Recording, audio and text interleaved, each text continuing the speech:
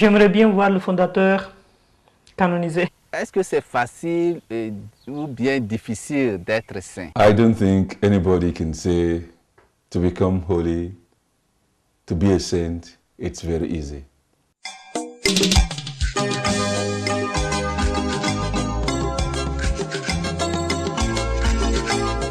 Pour nous, pour l'Église, pour le monde, on le dit aussi de façon plus officielle que non. La mienne est qu'on a besoin de saints. Soyez saints, car moi, le Seigneur votre Dieu, je suis saint, dit le Seigneur dans le livre du Lévitique. La vocation à la sainteté est universelle. Hommes et femmes sont appelés à être à l'image du Père Céleste. Jusqu'en 2007, 925 serviteurs de Dieu ont vu leur nom inscrit dans le livre des saints. Mais qu'est-ce qu'un saint?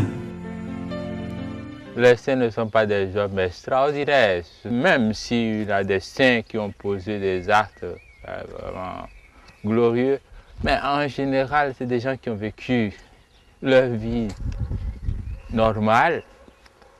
S'ils ont fait quelque chose d'extraordinaire, c'est dans l'ordinaire qu'ils ont fait l'extraordinaire. C'est un prophète de Dieu, un prophète pour notre temps, un prophète qui témoigne des valeurs de l'Évangile, des valeurs humaines, les valeurs de Dieu. C'est-à-dire que c'est dans l'ordinaire qu'ils ont essayé de répondre de façon extraordinaire, de sorte que les gens ne s'en rendent pas compte. Is an ordinary human person who cooperates fully with the grace of God. D'ailleurs, la plupart du temps, c'est quand ces personnes finissent leur pèlerinage qu'on commence par relire leur vie. On dit, ah mais dis donc, attention, ah mais dis donc, celui-là c'était celle-là c'était vraiment un saint. Mais souvent de leur vivant, c'est parfois des gens qui gênent et qu'on méprise et qui encaissent beaucoup de choses. J'ai accepté d'être le postulateur de la cause de béatification et de canonisation de Monseigneur de Marion-Bresiac pour plusieurs raisons, surtout spirituelles, en faisant aussi confiance au Seigneur pour ce que je ne connaissais pas encore à ce moment-là, mais qu'après j'aurais pu connaître en faisant le travail. Né le 2 décembre 1813 à Castelnaudary dans le sud de la France, Marion de Bresiac entre très jeune au petit séminaire. 3 ans après son ordination en 1838, il décide de se consacrer totalement à la vie missionnaire et devient ainsi membre des missions étrangères de Paris. Quelques mois avant son départ en Inde, il prend 4 résolutions personnelles pour cette mission. Être missionnaire du fond de mon cœur. Ne rien négliger pour faire avancer l'Évangile. Saisir toutes les occasions possibles pour annoncer la bonne nouvelle. Fonder un clergé local. Après quelques années en Inde, il rencontre des difficultés qui porteront à sa démission du poste de vicaire apostolique de Coimbatore. Revient à Rome et fonde la Société des missions africaines. Un grand sacrifice qu'il a fait, très très grand, le fait de quitter sa mission en Inde, a Coimbatore, une mission qu'il aimait beaucoup. Io non capisco perché è lasciato in India, poi è andato in Africa, poi fondare ESMA. Mais du moment que sa conscience n'était pas tranquille, lui ne pouvait pas accepter de continuer la mission si les choses n'étaient pas claires. Donc pour lui, il a été droit.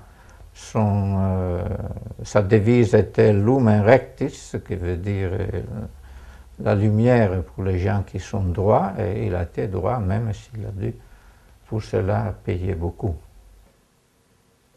J'apprécie son option, peut-être j'aurais fait la même chose aussi.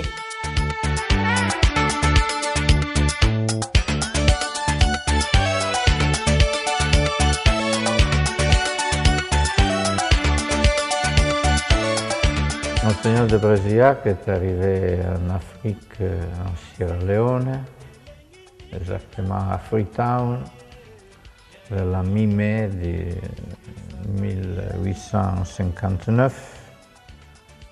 Et il est décédé le 25 juin de la même année, donc il est resté plus ou moins 40 jours seulement. On pourrait dire qu'il n'a rien fait, moi je ne pense pas. D'abord, lui, avec ses confrères,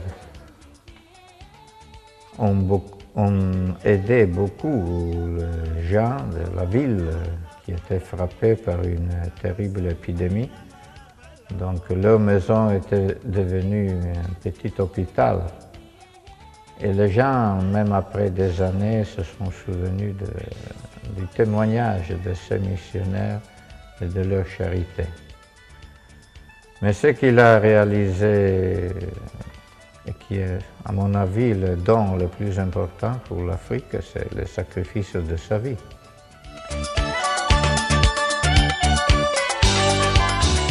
Fondée en 1856 par Monseigneur Maron de Bresillac, la Société des missions africaines suit aujourd'hui le processus de la cause de sa canonisation.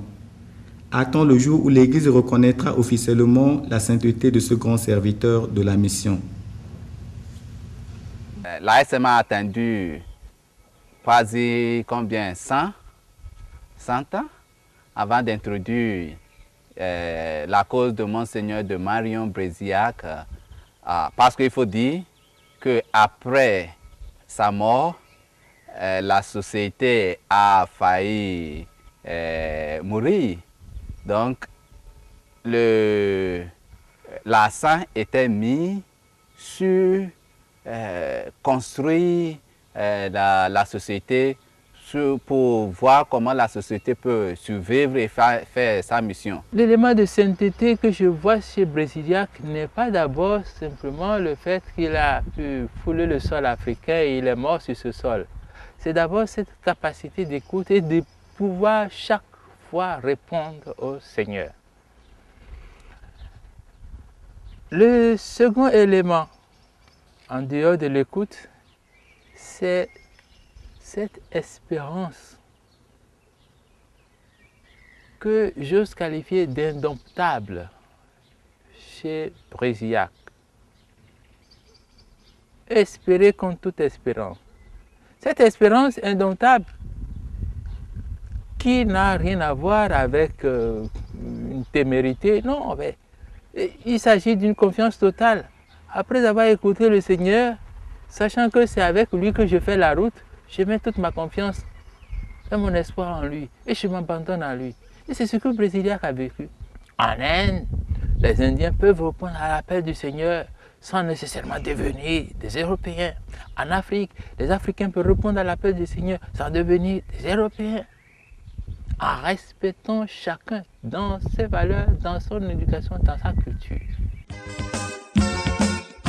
Ces livres que vous voyez sont les livres qui concernent la cause de notre fondateur. Mon travail, maintenant que la cause est dans la phase romaine, disons, c'est-à-dire au Vatican, à la congrégation des causes des saints, mon travail c'est d'arriver, aidé par un rapporteur qui est le responsable de la cause, à faire ce qu'on appelle la position. Du moment que notre cause est une cause ancienne, il y aura un premier examen historique.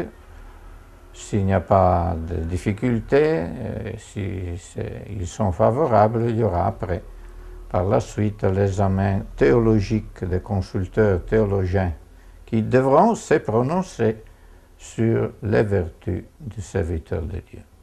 Si leur avis est favorable, voilà qu'un certain jour, le pape peut présenter le décret sur les vertus héroïques du serviteur de Dieu qui alors devient vénérable.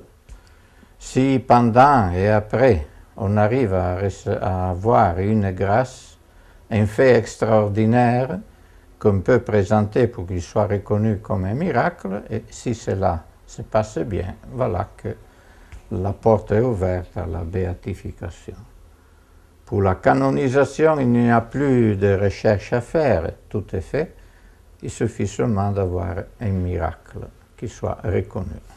Et les miracles, ce n'est pas seulement des choses qu'on voit comme ça, qu'on entend, mais ce sont des miracles qui sont vraiment prouvés. Surtout question de guérison, il faut des docteurs qui sont experts, qui disent vraiment que ça, c'est un miracle.